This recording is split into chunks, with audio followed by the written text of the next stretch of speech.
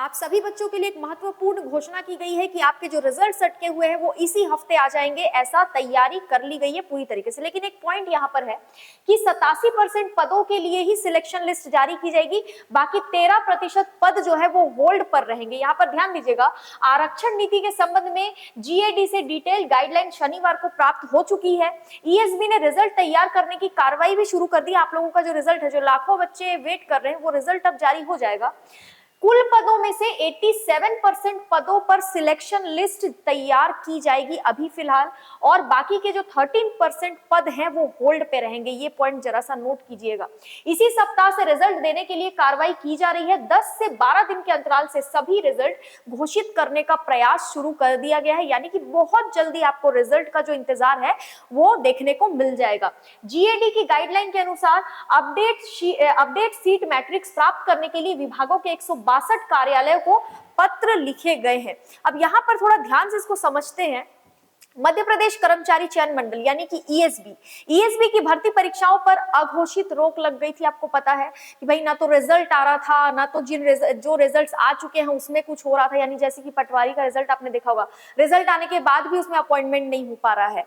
ठीक है, तो यहाँ पर ईएसबी की इसी सप्ताह से रिजल्ट देने की पूरी तैयारी हो चुकी है। आरक्षण विवाद के बीच रिजल्ट जारी करने के लिए सामान्य प्रशासन विभाग यानी कि जीएडी ने ईएसबी को गाइडलाइन भेज दिया है। अब ईएसबी भी मध्य प्रदेश लोक सेवा आयोग यानी कि एमपीपीएससी की तरह जीएडी का फॉर्मूला लागू करके रिजल्ट जारी कर सकेगा। इसके लिए प्रदेश सरकार के अंतर्गत आने वाले 162 ऑफिसेस को यानी कार्यालयों को पत्र लिखकर पदों की अपडेट सीट मैट्रिक्स मांग ली गई है। ये ऐसे कार्यालय हैं जिनके लिए ईएसबी ने 6 संयुक्त भर्ती परीक्षाएं आयोजित की है और उनके रिजल्ट अटके हुए जो एग्जाम्स आपने दिए हैं ना, जो लाखों बच्चों ने एग्जाम देकर अभी तक जो है रिजल्ट का ही वेट कर रहे हैं, उन्हीं रिजल्ट्स की ये बात हो रही है और उन्हीं से रिलेटेड ऑफिसेस यानी कार्यालयों की बात हो रही है। विभागों को भर्तियों के लिए जारी नोटिफिकेशन में विज्ञापित पदों का वर्गवार बंटवारा अब जीएडी की गाइडलाइन के अनुसार करना होगा। पदों के बंटवारे के अनुसार रिजल्ट तैयार करके जारी कर दिए जाएंगे। ईएसबी ने बीते 6 महीने से किसी भी भर्ती परीक्षा का रिजल्ट अभी तक जारी नहीं किया है। इन परीक्षाओं के रिजल्ट का लगभग 20 लाख उम्मीदवार इंतजार कर रहे हैं। कितने उम्मीदवार हैं? 20 लाख या शायद इससे भी ज्यादा है। अब आप लोगों का इंतजार इसी हफ्ते खत्म हो जाएगा, ऐसा कहा जा रहा है। एमपीपीएससी की तरह ईएसबी के माध्यम से निकली भर्तियों में टोटल विज्ञापित पदों के बराबर उम्मीदवारों का चयन नहीं किया जाएगा। ये पॉइंट जरा ध्यान रखिएगा। जीएडी का बनाया जो फॉर्मूला है यानी कि 87, 13 और 13 ये लागू किया जाएगा। ठीक है, इस फॉर्मूले के हिसाब से आपका चयन होगा।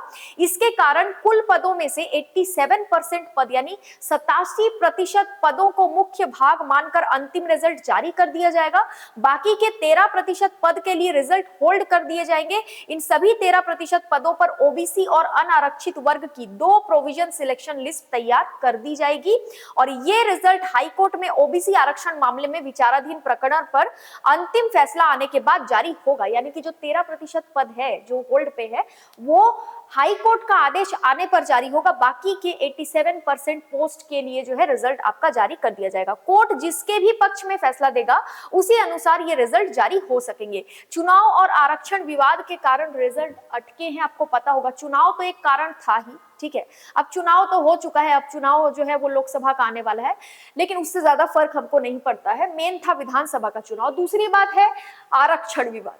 आरक्षण विवाद जो है इसके चक्कर में खूब सारे रिजल्ट अटके और धीरे धीरे इनको जारी कर दिया जाएगा। इसी वजह से, इसी आरक्षण विवाद की वजह से जो रिजल्ट अटके हैं उसी कारण 87 और 13 का फॉर्मूला जो है ये अपनाया जा रहा है। पदों का बंटवारा होने के बाद स्थिति स्पष्ट हो जाएगी। यानी कि 6 भर्ती परीक्षाओं के रिजल्ट जो होल्ड पर है, इन रिजल्ट के आधार पर विभिन्न सरकारी महकमों में 27,912 पदों पर बेरोजगारों को नौकरियां मिलनी है। कितने पदों पर? 27,912 पदों पर। इनमें लेकिन इन सभी पदों पर ईएसबी सिलेक्शन लिस्ट जारी नहीं करेगा, जो मैंने आपको अभी बता दिया।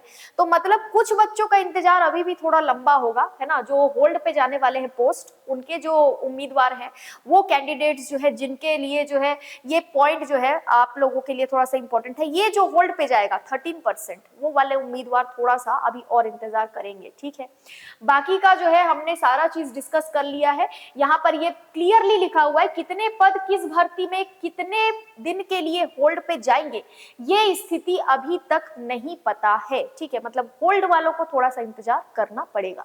तो ये था इस पूरे आर्टिकल का सार। बाकी आगे कोई भी अपडेट आएगा तो उसको भी डिस्कस करेंगे, लेकिन अब अगला अपडेट तो मुझे लग रहा है रिजल्ट घोषित होने के बाद ही आएगा। बाकी मिलते हैं अगले वीडियो में। वीडियो को लाइक कीजिए, चैनल को सब्सक्राइब कीजिए और वीडियो को शेयर कीजिए। आज के लिए इतना ही। Thank you so much.